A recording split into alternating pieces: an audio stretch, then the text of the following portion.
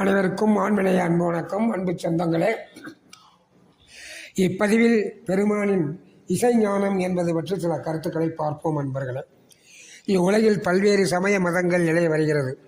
ஒவ்வொரு சமயங்களும் ஒவ்வொரு கடவுள்களை கூறுகிறது.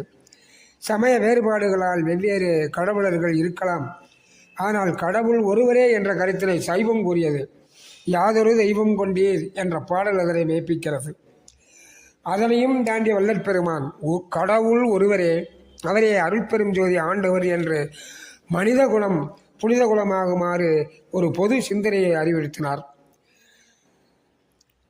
எனவேதான் அவர் ஒரு பன்முக சிந்தனையாளர், தெய்வமாக்கவி என்றெல்லாம் அவரை நாம் போற்றுகின்றோம்.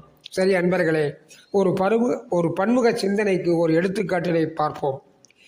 பெருமான் இலக்கண அறிவு மட்டும் அவரிடம் நிறைந்திருக்கவில்லை, இசை இலக்கணமும் நன்கு கற்றிருந்தார். மாயூரம் வேதநாயகம் பிள்ளை அவர்கள் இசைப்பாடல்களை எழுதி அதற்கு ஒரு அணிந்துரையை வாங்க அதிமேதாவி மீனாட்சி சுந்தரம் பிள்ளையிடம் சென்றார். மீனாட்சி சுந்தரம் பிள்ளையோ எனக்கு இசை இலக்கணம் தெரியாது என கூறி அவரை வடலூர் சென்று பெருமானிடம் அறிமுகம் செய்து வைத்தார். பெருமானும் இசை இலக்கணப்படி சில திருத்தங்களோடு அணிந்துரையையும் வழங்கினார். இசை மட்டுமல்ல, நாட்டியத்திலும் பெருமான் கைதேர்ந்தவரே ஆகும். இசையை பெருமான் மெல்லென துதித்தல் வேண்டும் என்று கூறுகிறார். நடனத்தையும் அவர் வெறுக்கிறார்.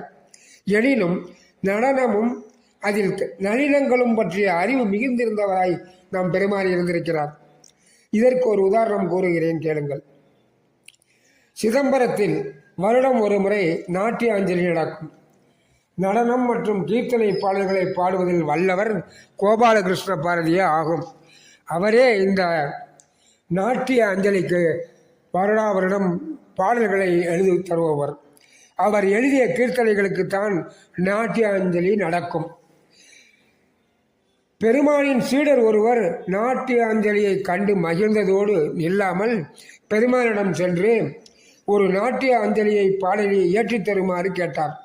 அதற்கு பெருமான் ஏங்கானும் வம்பை விலைக்கு வாங்குகிறீர்கள் என்று கூறி ஒரு நாட்டிய பாடலை எழுதி வழங்கினார். அதனை பெற்ற சீடர் நடனமாயுடன் சென்று நாட்டியமாடச் சொன்னார். நடனமாதோ அதை வாங்கி படித்துவிட்டு, இதற்கு நாட்டியம் ஆடுவது எளிதல்ல, நிறைய நளினங்கள் இருக்கிறது, அடுத்த ஆண்டுதான் ஆட முடியும் என்றாராம். இப்போது புரிகிறதா அவரின் பன்முகத்தன்மை? வணங்குவோம் வள்ளலை, போற்றுவோம் அவர் புகழை.